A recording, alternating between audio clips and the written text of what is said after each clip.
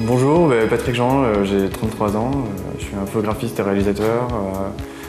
J'ai fait une école qui s'appelle Superfocom à Valenciennes, dans le Nord.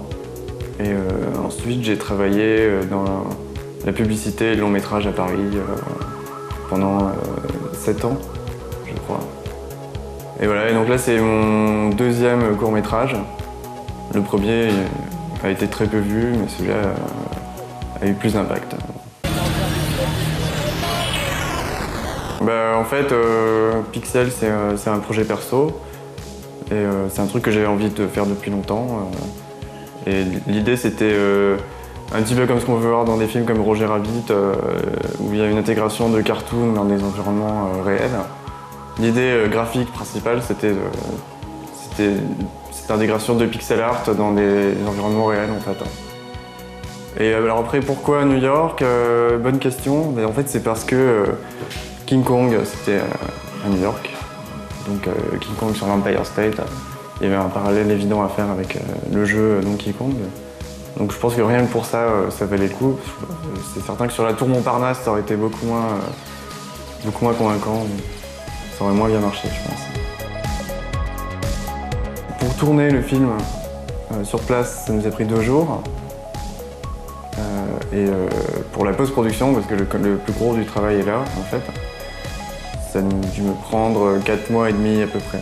Je pense qu'au total, ça a dû faire Je vais te donner une fourchette assez large, parce qu'en fait, je sais pas trop, entre 5 et 10 000 euros à peu près. D'un point de vue montage et mise en scène, je me suis beaucoup inspiré d'une séquence de Ghostbusters, où on voit les fantômes qui commencent à sortir d'un bâtiment et qui envahissent la ville, en fait. Mais c'est plus un hommage qu'un copier-coller, quoi, parce que bon, je suis pas un plagieur, donc... Mais donc oui, c'est une séquence qui se passait à New York et on retrouvait un petit peu presque les mêmes endroits, en fait. Il y avait une station de métro, on retrouve aussi l'immeuble, c'est New Yorker Hotel, en fait. L'immeuble Tetris. Voilà, je dirais que c'est presque un hommage inconscient parce que c'est par la suite que je me suis rendu compte que je m'étais référé à ça, en fait.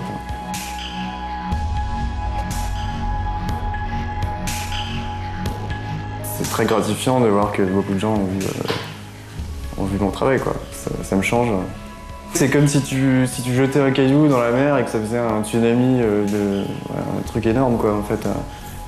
Tu t'y attends pas du tout, en fait. C'est une réaction disproportionnée, finalement. Et en fait, je pense qu'il y a une grosse part d'aléatoire, une part de chance, sûrement.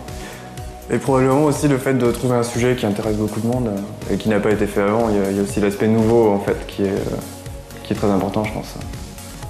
Je veux dire, les gens vont voir ce genre de film parce que c'est une idée qui n'avait pas été mise en forme avant, en fait. Outre le fait que le sujet touche pas mal de monde. Je pense que les studios américains ont compris très rapidement qu'il y avait un potentiel commercial dans cette idée, dans le concept global du film, en fait. Et ils nous ont appelés le lendemain, en fait.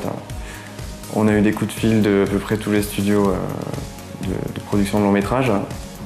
Donc la Fox, Universal, Sony Pictures et autres. Et donc on est parti là-bas, on a enchaîné les rendez-vous pendant une semaine.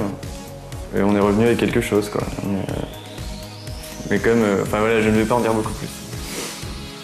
Oui, a priori, on est une équipe de 3 personnes. Il y a Mathias Boucard qui est chef opérateur, donc il le sera aussi sur le long.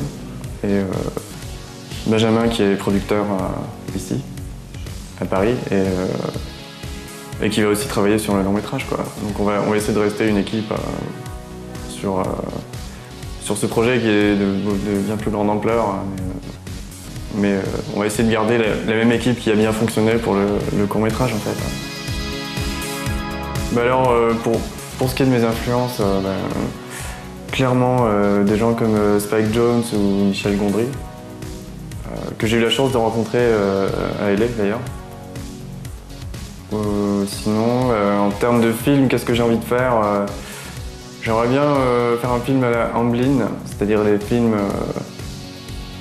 les films qui se faisaient dans les années 80, Goonies et autres, en fait.